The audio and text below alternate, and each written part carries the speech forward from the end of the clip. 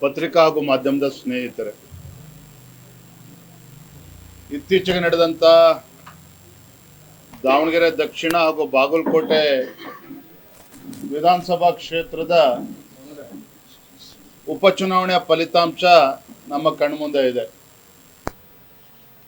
ಸಾಕಷ್ಟು ನಿರೀಕ್ಷೆಗಳನ್ನು ನಾವು ಇಟ್ಕೊಂಡಿದ್ವಿ. ಒಪ್ಕೊಳ್ತೇನೆ, ಒಂದು ಉಪಚುನಾವಣೆ ಅಂತ ಹೇಳಿದ್ರೆ ಆಡಳಿತ ಪಕ್ಷದ ಪರವಾಗಿ ಮತದಾರರ ಒಲವಿರ್ತದೆ. ಮತ್ತು ಈ ಉಪಚುನಾವಣೆ ಒಂದು ಕಡೆ ಕಾಂಗ್ರೆಸ್ ಅಭ್ಯರ್ಥಿಗಳ ಪರವಾಗಿ ಒಂದು ಅನುಕಂಪ, ಎರಡನೇದು ಆಡಳಿತ ಪಕ್ಷದ ವ್ಯವಸ್ಥೆಗಳು.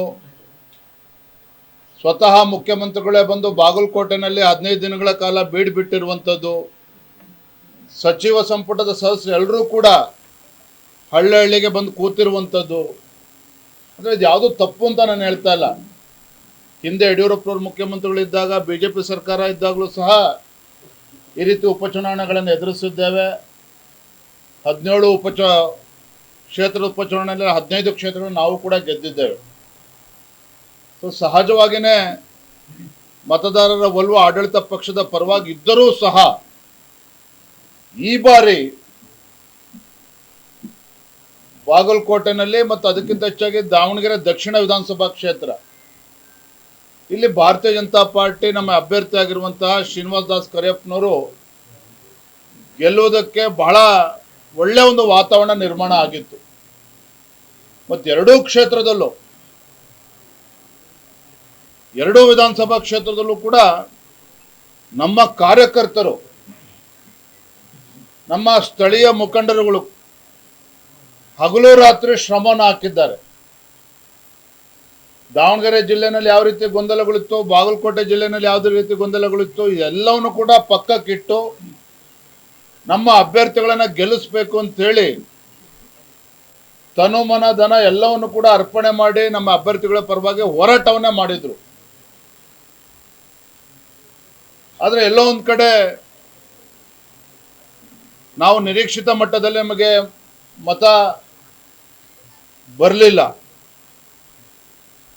ವಿಶೇಷವಾಗಿ ಶ್ರೀನಿವಾಸ್ ದಾಸ್ ಕರಿಯಪ್ಪನವ್ರ ಬಗ್ಗೆ ಹೇಳೋದಾದರೆ, ಅವರೇನು ಹಿಂದಿನಿಂದಲೂ ಕೂಡ ಬಡವರ ಮಧ್ಯೆ ಇದ್ಕೊಂಡು, ಬಡವರ ಮಧ್ಯೆ ಅವರ ಒಡನಾಟ ಇವೆಲ್ಲವೂ ಕೂಡ ನಮಗೆ ಸಾಕಷ್ಟು ಅನುಕೂಲ ಆಯಿತು. 64,000 ಬಹುತೇಕ 64,000 ಮತಗಳನ್ನು ಕೂಡ ಪಡೆದುಕೊಂಡ್ರು.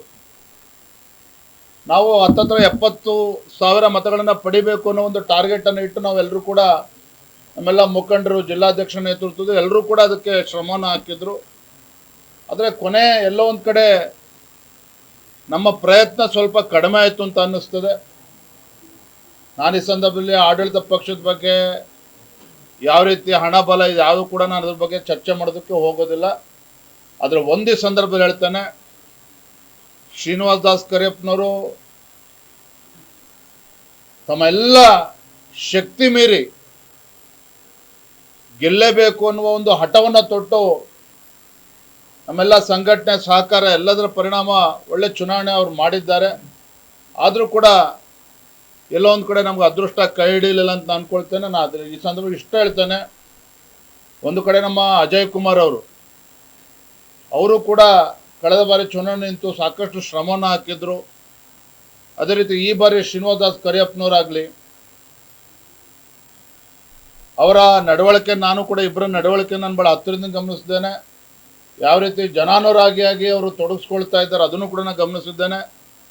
ಖಂಡಿತ ಬರುವಂಥ ದಿನಗಳು ಅದು ಭಾರತೀಯ ಜನತಾ ಪಾರ್ಟಿ ದಿನಗಳು.